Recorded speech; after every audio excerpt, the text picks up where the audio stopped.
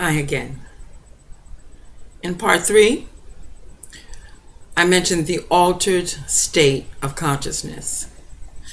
I'm now going to read to you from one of my books, Come Out of Her, God's People. An altered state of consciousness is on a wide spectrum, from very mild daydreaming to deep trances that are induced by artificial means. The list is long. Hypnosis, chanting, meditation, yoga, trauma, drugs, and sexual orgasm, to name but a few. In the mid-19th century, Max Weber, the father of sociology, defined the altered state in a way that very accurately portrays how altered states of consciousness are induced during congregate worship services. It should be pointed out that Max Weber died in 1920, and the Pentecostal movement had only been active about 15 years. Weber's research primarily concentrated on religious systems around the world, particularly in Europe and third world countries. Important to note, I suspect that Weber's definition of the altered state of consciousness predates Pentecostalism and most certainly the charismatic movement. Weber stated that an altered state of consciousness is entered into in two ways: by tradition and by charisma. He defines tradition as an automatic and unthinking repletion of a person who manifests passivity through lethargy and inertia. Traditional altered states are predictable and mundane, consisting of a life governed by routine. On the other hand, charisma is just the opposite. It is a quality of human personality that is extraordinary and treated as though it is endowed with supernatural, superhuman, or at least exceptional powers, qualities, and abilities. Hello, what they call the anointing. Astoundingly, I noticed that Weber described in the 19th and early 20th century our own present day church experience within his definition.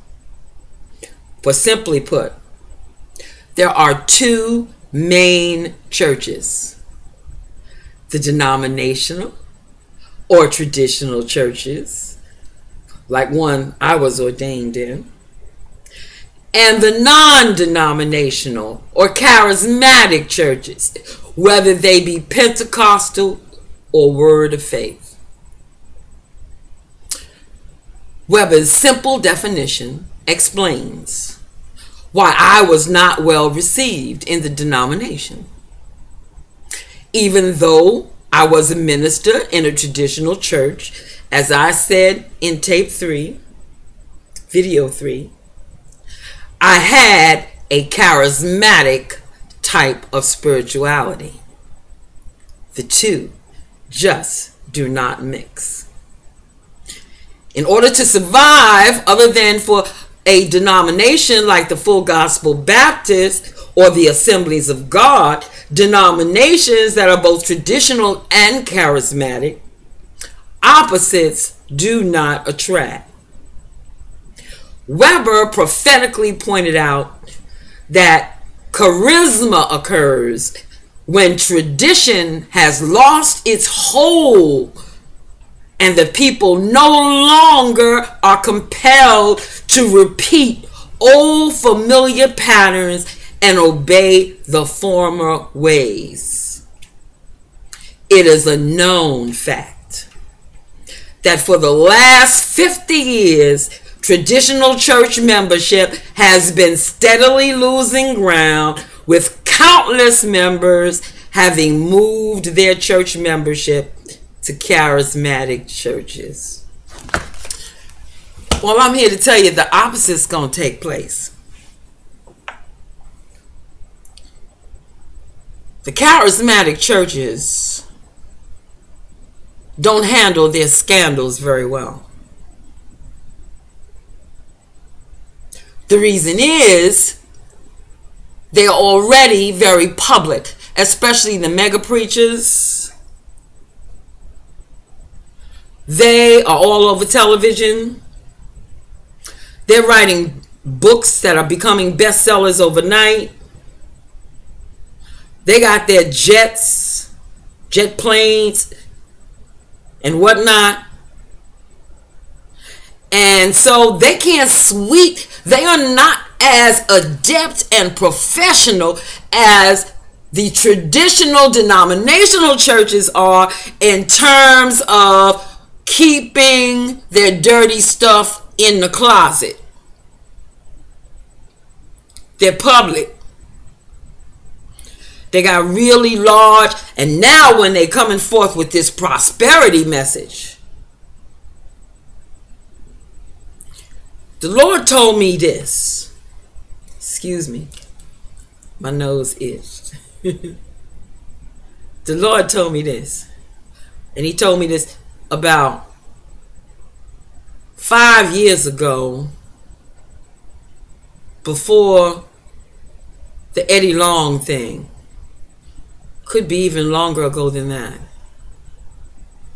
But I was very upset about the prosperity gospel. In fact, that's the first thing that turned me off of them folk, was that gospel. Because I was a partner to Kenneth Copeland and Fred Price and a whole bunch of them. And when they started sending me out letters that they wanted to buy oil wells and things, and coming out on TV saying that Jesus was rich, I said, oh, I have to give this up. That never got a piece of me, not the prosperity gospel. The Lord came to me in a dream and showed me full well that the prosperity gospel is coming down. He showed me that there would be a major scandal and that the people were going to come running out of these charismatic churches and try to go back to sleep in the traditional denominational churches. That's next on the horizon. Eddie Long, apparently it was not sufficient enough, his scandal, to bring it down. But I believe there are a few more scandals coming that is going to tear this thing apart. It's very, very dangerous, the charismatic movement. I will share more on just how dangerous it is in another video. All right? So till next time.